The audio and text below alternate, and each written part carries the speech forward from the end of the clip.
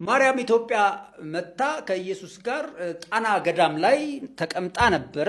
ያንን ደግሞ የሚያስጎበኙት ቦታ አለ።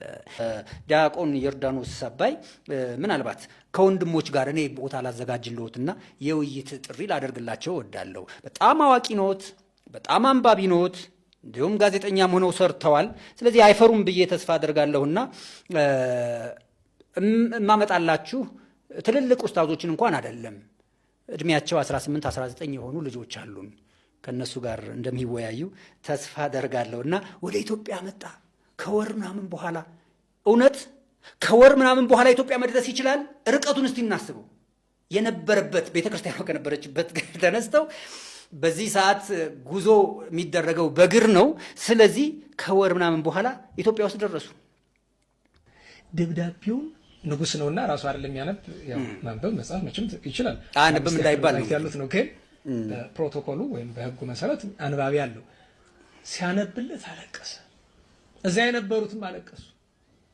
እና በወቅቱ እመቤታችን ስትገለጥ የነበረው አባ ዮሐንስ ኤጲስቆጶስ በስፍራው አልነበረምና አጼ ዘርዓ ያዕቆብ እሰይ እንኳን አባ ዮሐንስ ባይሆን ሁሉ ጉዳ ላይ ያለ ለምን ያን ይሞት ነበር ለእመቤታችን ከነበረው ፍቅር ደብሯን በጣም ስለሚወዳት።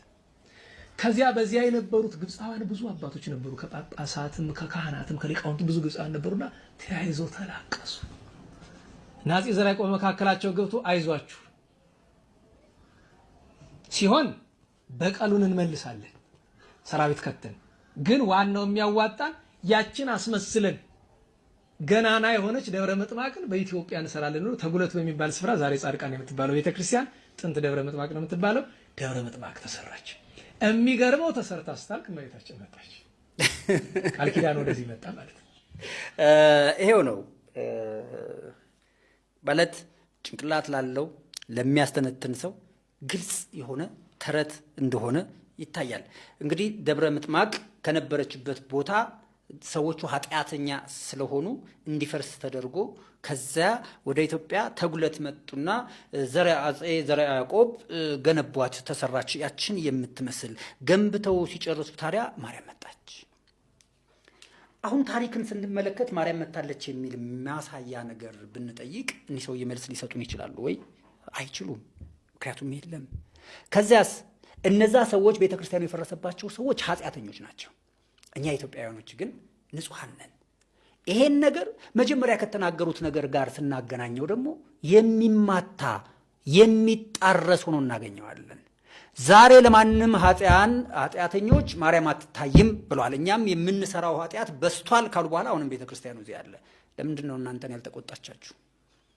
ኢትዮጵያዊ ስለሆንን፣ ኢትዮጵያዊ የተለየ ቦታ ስላላቸው፣ በምን ምክንያት? ምላሽ የለም። ዲያቆን ዮርዳኖስ እርሶ ባነሳሱት የጎንደሩ የሚያዝያ 18 ጥቃት ምን ያህል ሰዎች ተገድለዋል? ያውም ለቀብር በወጡ ያውም መሳሪያ ባልያዙ ወንድሞች ላይ የጥይት ሩምታ አስከፍታችሁ ስንቶችን በጅምላ ቀብረናል። እስካሁንስ ድረስ ግድያው እየቆመ ነው ወይ ብለን ብንጠይቅ ተጠናክሮ ዘመናዊ በሆነ መንገድ ስለመቀጠሉ በማስረጃና በመረጃ ልናመጣለው እንወዳለን። ማስረጃውም አለን። ልብ በሉ፣ የፋኖ እንቅስቃሴ የፖለቲካ ጥያቄ አይደለም። የፋኖ እንቅስቃሴ የቀደመውን ስርዓት የመመለስ አጀንዳ ነው። በፋኖ ውስጥ ትልልቅ መስቀሎች ያላደረገ ወታደር ማግኘት መስቀል አይደለም ያልኳችሁ፣ መስቀሎች ያላደረገ አንደኛው ከጥይት የሚታደገው ነው። አንደኛው የሃይማኖት ሊሆን ይችላል። አንደኛው ደግሞ እናቱ የሰጠችው ምናምን ሊሆን ይችላል። ዞሮ 3 እና 4 መስቀሎች የደረደሩ መጽሐፍ ቅዱስ ቃላትን የሚናገሩ እኛ ለክርስትና ነው የምንዘምተው፣ የቅዱስ ጦርነት ላይ ነን ያለነው የሚሉ ስብስቦች አይደለም ወይ የያዛችሁት?